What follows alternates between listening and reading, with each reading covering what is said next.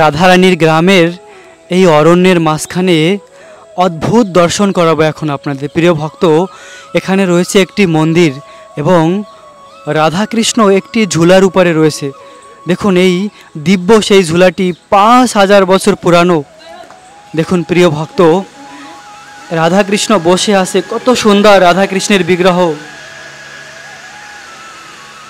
যে ঝুলাটির উপরে রাধাকৃষ্ণ রয়েছে এই ঝুলাটি হলো সেই 5000 বছর পুরানো।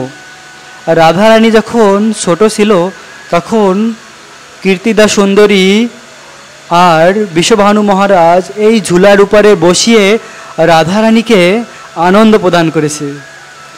এখনও রয়েছে সেই 5000 বছর পুরানো ঝুলা। এই দিব্য দর্শন প্রিয় ভক্ত, রাধারানী হচ্ছে পরম করুণাময়ী। আর এই বাগানটি, যে অরণ্যে এখন আমি রয়েছি প্রিয় ভক্ত, যে অরণ্যে রয়েছে এই অরণ্যটি দিব্য অরণ্য। এই স্থানে রাধাকৃষ্ণ নিত্য লীলা করে। এই স্থানে সবসময় রাধাকৃষ্ণ বিরাজমান এবং এখানে অনেক দুর্লভ দর্শন রয়েছে। সেই 5000 বছর পুরানো এই সেই কুয়া। দেখুন এই কুয়াটি স্বয়ং ললিতা সখী আর বিশ্বকা সখী বানিয়েছিল। এই ললিতা কুয়া, দেখুন এই কুয়ার জল রাধারানী সখীরা পান করেছে এবং 7 রশ্মির চিহ্ন রয়েছে। অতি পবিত্র এই স্থান। প্রিয় ভক্ত, এখানে রয়েছে রাধারানীর সেই 5000 বছর পুরানো ঘর, প্রাচীন ঘর। এবং এই মাতাজি এখানে থাকে, মাতাজি এখানে সেবা করে। রাধাকৃষ্ণের যে বিগ্রহকে আপনাদের দর্শন করেছি, ওই বিগ্রহের রাধাকৃষ্ণের প্রতিদিন রাধাকৃষ্ণকে খুব সুন্দর সাজায় মাতাজি। এবং মাতাজি এই স্থানে লীলা খুব ভালো করে জানে, কেননা ইনি এখানেই থাকে। গাছপালা লাগিয়েছে, শাক সবজি এখান থেকে তুলে তুলে রান্না করে কাঠের উনানে ভগবানকে ভোগ লাগায়। দেখুন এখানে রয়েছে সেই বিশ্বভানু মহারাজের সেই পুরানো ঘর, 5000 বছর পুরানো সেই ঘর রয়েছে। প্রিয় ভক্ত, এই দুর্লভ দর্শন করে আপনাদের এই মনুষ্য জন্মকে সার্থক করুন। এরকম দর্শন পাওয়া খুবই দুর্লভ। তো মাতাজি কৃপা করে আমাদের এই দর্শন করাচ্ছে বিশ্বভানু মহারাজের ঘরের ভিতরে, যেটি ওহো হো প্রিয় ভক্ত, দেখুন ইয়ে দর্শন করে আমাদের জীবন ধন্য হলো। সত্যি সেই 5000 বছর পুরানো বিল্ডিং দেখুন প্রিয় ভক্ত, এ সত্যি দুর্লভ, সত্যি দুর্লভ এটি। আর এই বাড়িটি পুরো পাথরের, সেই পুরানো পাথরের বানানো, কেননা এটি বিশ্বভানু মহারাজের ঘর। স্বয়ং রাধারানী, কৃষ্ণের আহ্লাদিনী শক্তি, সেই রাধারানী এই বাড়িতে ছিল। ভেবে দেখুন একবার কতটা পবিত্র এই স্থান, পরম পবিত্র এই স্থান, যেখানে স্বয়ং রাধারানী থাকতো। আহা হা।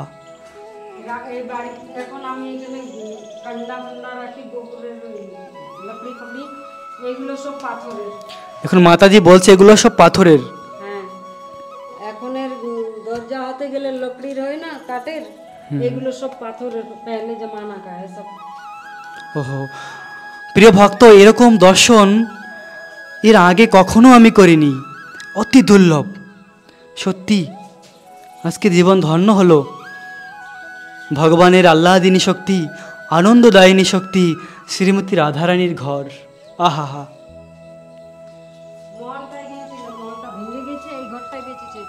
কংসের কারাগারে এরকম লাল লাল পাথরগুলো হয় না, হ্যাঁ হ্যাঁ হ্যাঁ, সেই পাথরের এই বাংলাটা গোটায় আগেকার জমানা। ওহো।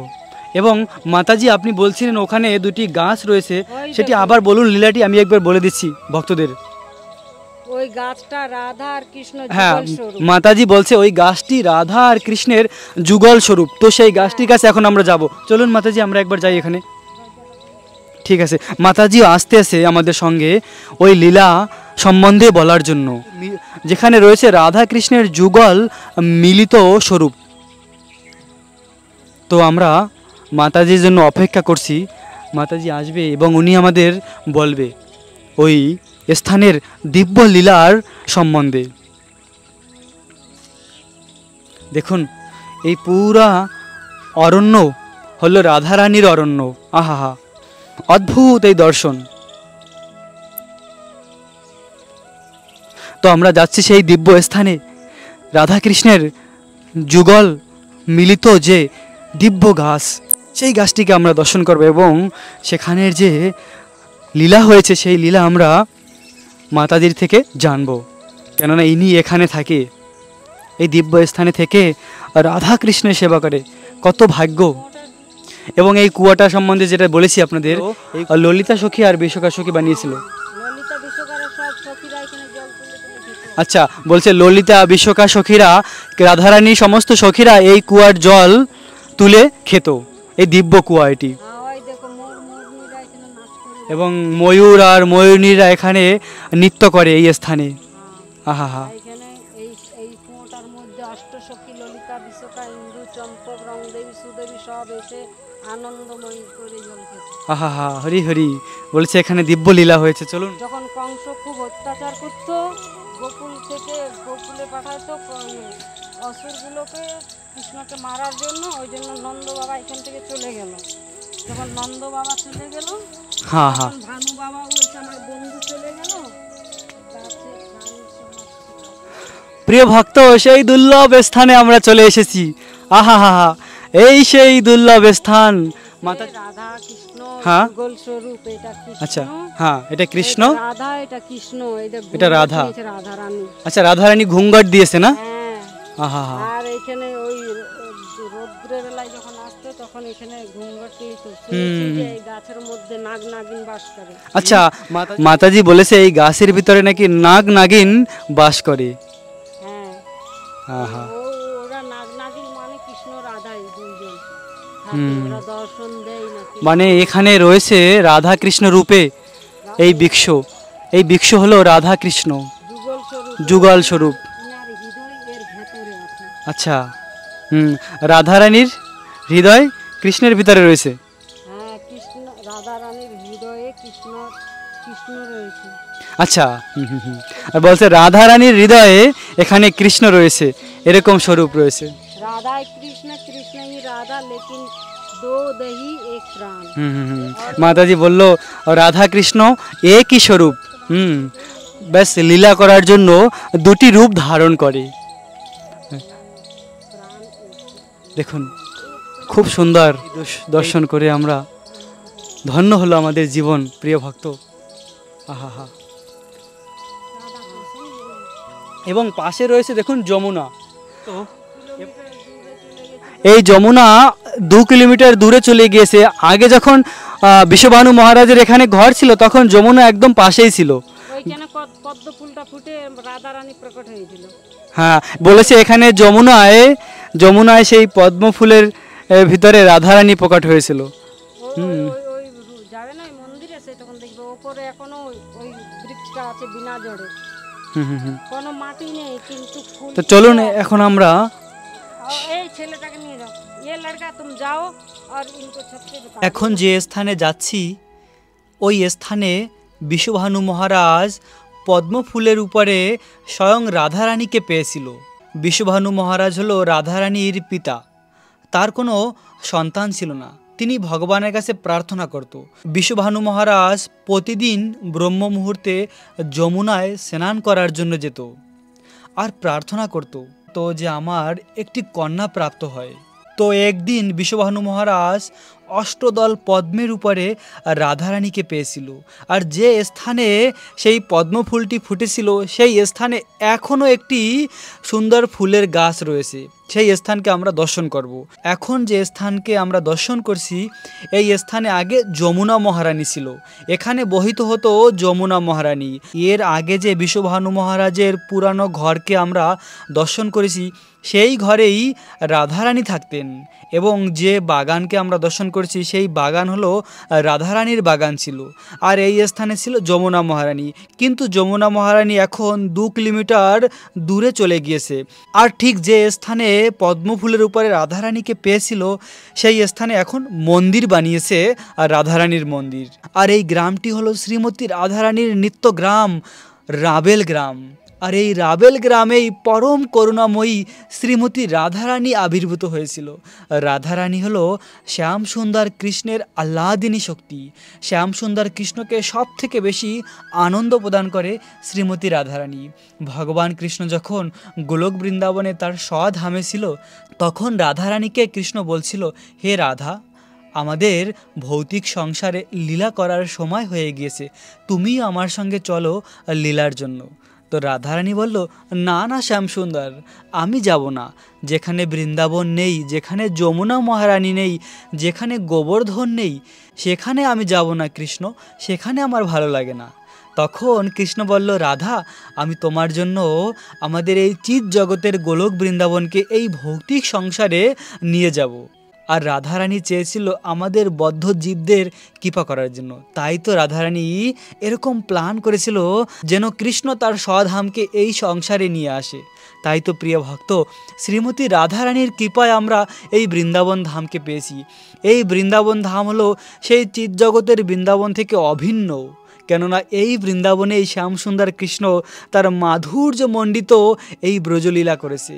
শাস্ত্রে বলা হয় বৃন্দাবন ধাম ভগবান কৃষ্ণ থেকে অভিন্ন, কেননা ভগবান কৃষ্ণ কখনো এই বৃন্দাবন ধামকে পরিত্যাগ করে না। সবসময় কৃষ্ণ এই বৃন্দাবনেই রয়েছে। এখনও কৃষ্ণের নিত্যলীলা এই বৃন্দাবনে রয়েছে, কিন্তু আমরা এই জড় চোখের মাধ্যমে দেখতে পাই না। আর ভগবান শ্যাম সুন্দর কৃষ্ণ যখন প্রকট লীলা করেছে, তখন এই রাবেল গ্রামের পাশেই রয়েছে গোকুল গ্রাম। সেই গোকুল গ্রামে রয়েছে শ্যাম সুন্দর কৃষ্ণের অপরূপ সুন্দর সেই ঘর। আর গোকুল বৃন্দাবনের পাশেই রয়েছে এই রাবেল গ্রাম। আর এই রাবেল গ্রাম হলো শ্রীমতী রাধারানীর গ্রাম। কেননা কৃষ্ণের পিতা নন্দ মহারাজের খুব অন্তরঙ্গা মিত্র ছিল বিষভানু মহারাজ। তো যেখানে যেখানে নন্দ মহারাজ যেত, তার সঙ্গে সঙ্গে সবসময় রয়েছে বিষভানু মহারাজ। তো এই গ্রামটি হলো শ্রীমতী রাধারানীর গ্রাম, রাবেল গ্রাম। পরম করুণাময়ী শ্রীমতী রাধারানী।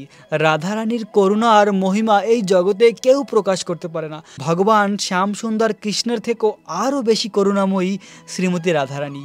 রাধারানী তার ভক্তদের অতি সহজে কৃপা করে। একবার বৃন্দাবনের দুটি রাখাল বালক দুটি শিয়ালকে তাড়া করে করে গোবর্ধনের গুহা পর্যন্ত নিয়ে গিয়েছিল। আর সেই গোবর্ধনের গুহায় যখন সেই শিয়াল দুটি প্রবেশ করেছে, তখন সেই গুহায় আগুন লাগিয়ে দিয়েছিল। আর সেই শিয়াল দুটি সেখানেই মারা গিয়েছে।